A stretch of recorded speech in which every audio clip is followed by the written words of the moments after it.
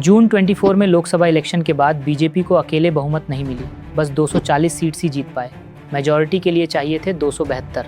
और अब देखिए, राज्यों और 8 केंद्र शासित प्रदेशों में से 22 में एनडीए की सरकार है और इनमें से भी 17 में अकेले बीजेपी का ही सीएम है। उत्तर प्रदेश, बिहार, महाराष्ट्र, मध्य प्रदेश और अब वेस्ट बंगाल भी।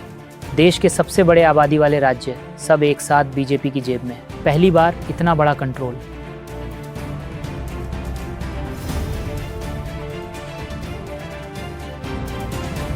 लेकिन यहाँ सवाल ये नहीं है कि क्या बीजेपी ने अकेले मेजॉरिटी जीत ली। सवाल ये है, पॉपुलैरिटी कम होने के बावजूद ये डोमिनेंस आया कैसे। 1975 इंदिरा गांधी ने इमरजेंसी लगाई। ऐसा नहीं था कि बॉर्डर पे पाकिस्तान या चाइना टैंक लेके खड़े थे या देश में गोलियां चल रही थी, लेकिन सिर्फ एक नोटिफिकेशन और फिर रात भर में ऑपोजिशन जेल में और कोर्ट खामोश। संस्थाएं एक झटके में बेहोश हो गईं।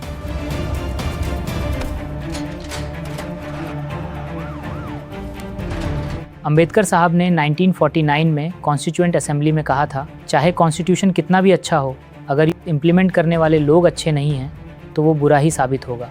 इमरजेंसी का वो दौर इसलिए ख़त्म नहीं हुआ कि हमारी संस्थाओं ने बढ़कर कोई लड़ाई लड़ी। वो इसलिए ख़त्म हुआ क्योंकि इंदिरा गांधी से एक गलत कैलकुलेशन हो गई। उन्होंने इलेक्शंस करवा दिए। उन्हें लगता था वो जीत जाएंगी, मतलब तब भी हमारे इंस्टीट्यूशंस उन्हें रोक नहीं पाए थे। उन्होंने खुद अपना रास्ता बदला।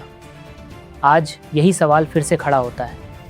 जब एक ही गठबंधन देश के 20 राज्यों में और सेंटर में भी पूरे कंट्रोल में हो, तो फिर उन्हें रोकने वाला कौन है। 23 नवंबर 2019 सुबह जब देश सो रहा था, देवेंद्र फडणवीस ने सीएम पद की शपथ ले ली बिना क्लियर मेजॉरिटी के। गोवा, मणिपुर। 2017 कांग्रेस ज़्यादा सीट्स लाई, लेकिन सरकार बनाने का न्योता बीजेपी को मिला क्योंकि गवर्नर उनकी जेब में थे। 2025 बिहार में एनडीए जीता और हमारे पलटू चाचा जो तीसरी बार पलट के आए थे, वो एक बीजेपी सीएम के लिए रास्ते से हटा दिए गए। वेस्ट बंगाल 2026 आखिरकार बीजेपी ने ममता की टीएमसी को सत्ता से उखाड़ दिया। ये सिर्फ नॉर्मल चुनाव नहीं है, ये एक ऐसा खेल बन चुका है जिसके रूल्स सिर्फ एक ही टीम तय करती है और ये सब चलता है ताकत और पैसे के दम पर। सुप्रीम कोर्ट ने साफ कहा था कि इलेक्ट्रल बॉन्ड स्कीम अनकॉन्स्टिट्यूशनल है। 12,000 करोड़ रुपए से ज़्यादा का चंदा, जिसका हिसाब ओपेक था और जिसका सबसे बड़ा हिस्सा एक ही पार्टी की तरफ गया। तो क्या बीजेपी का ये ग्रोथ पूरी तरह से नेचुरल है, ऑर्गेनिक है? मैं नहीं बोलूँगा, आप खुद ही डिसाइड कीजिए। वीडेम यूनिवर्सिटी ऑफ गॉथेनबर्ग का एक रिसर्च इंस्टीट्यूट है जो दुनिया का सबसे बड़ा डेमोक्रेसी डेटा सेट चलाता है। उन्होंने इंडिया को इलेक्ट्रल ऑटोक्रेसी क्लासिफाई किया है। दुनिया का सबसे बड़ा लोकतंत्र आज 180 देशों की लिस्ट में 104 नंबर पे आकर खड़ा है। जुडिशरी की ऑटोनॉमी, वीडेम के मुताबिक पिछले 10 साल में इसमें भी बड़ी गिरावट आई है और प्रेस फ्रीडम की रैंकिंग में 161 तक गिर गए हैं। विपक्ष को कमज़ोर करने का एक और नया कानूनी दांवपेच। देखिए, अगर किसी इलेक्टेड एमपी को बिना कन्विक्शन के भी सिर्फ चार्जेस के बुनियाद पर कस्टडी में रखा जाए, सोचिए एक सेकेंड, कन्विक्शन होने की ज़रूरत नहीं है, सिर्फ एक अरेस्ट काफ़ी हो सकती है रास्ता साफ करने के लिए। ये पुरानी इमरजेंसी जैसा नहीं है, ये उससे कहीं ज़्यादा खतरनाक है। तब लोग जानते थे कि उनके अधिकार छीन लिए गए थे। यहाँ सब कुछ कानून के दायरे में होता है।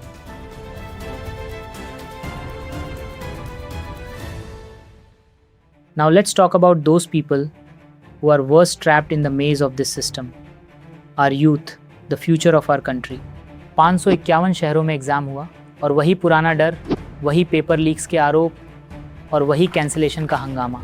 ये बात बस नीट की नहीं है, पिछले 7 सालों में 70 से ज़्यादा एग्ज़ाम्स लीक हुए हैं। यूपीपीएससी और बीपीएससी तक के एग्ज़ाम्स में स्कैम सामने आए। पूरा एजुकेशन सिस्टम एक मजाक बन गया है।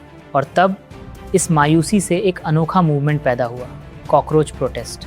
नाम सुनकर शायद हंसी आए, लेकिन इसके पीछे का दर्द बहुत गहरा है। जो कोर्ट इस देश में चल रही तानाशाही को रोक नहीं पा रही है, वो देश के यूथ को कॉकरोच बोलती है।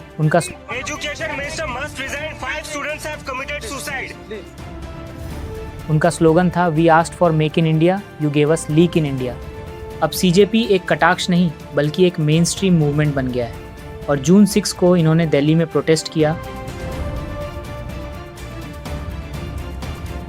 यही कहूँगा कि कोई भी जिम्मेदार सरकार, उनके जिम्मेदार मंत्री जिम्मेदारी ज़रूर लेते हैं जब कोई गलत होता है, और ऐसा याद दिलाना इनका कर्तव्य है, नागरिकों का कर्तव्य है।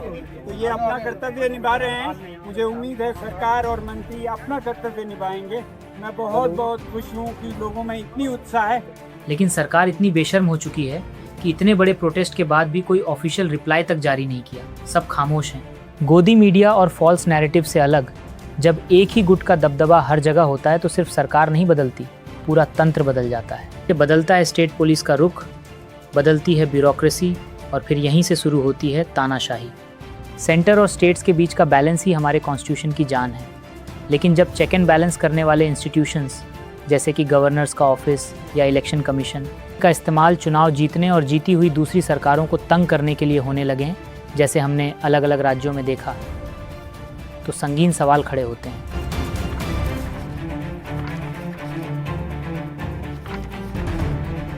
अंबेडकर साहब ने ठीक ही कहा था, कॉन्स्टिट्यूशन तो सिर्फ एक कागज़ का टुकड़ा है, उसमें जान फूंकते हैं उसको चलाने वाले लोग, इंडिपेंडेंट इंस्टीट्यूशंस और सही चेक्स एंड बैलेंसेस। और अगर सारे चेक्स एक ही ताकत के हाथ में सिमट जाएं, तो संविधान सिर्फ एक कागज़ का टुकड़ा ही रह जाता है। 1975 की इमरजेंसी आई थी, धीरे धीरे संस्थाओं के खामोश हो जाने से, प्रेस के दब जाने से और सही वक्त पर आवाज़ ना उठाने से। सवाल ये नहीं है कि क्या कोई नई इमरजेंसी घोषित हो चुकी है, सवाल ये है क्या हम देश को बचाने के लिए सरकार से जवाब मांगेंगे। कॉकरोचेस तो हर तबाही के बाद बच ही जाते हैं। क्या हम सिर्फ बचे रहना चाहते हैं या एक लिविंग डेमोक्रेसी का हिस्सा बनना चाहते हैं? अगर आप भी इस बात से सहमत हैं तो इस वीडियो को ज़्यादा से ज़्यादा शेयर करें और हाँ, सवाल उठाते रहिए।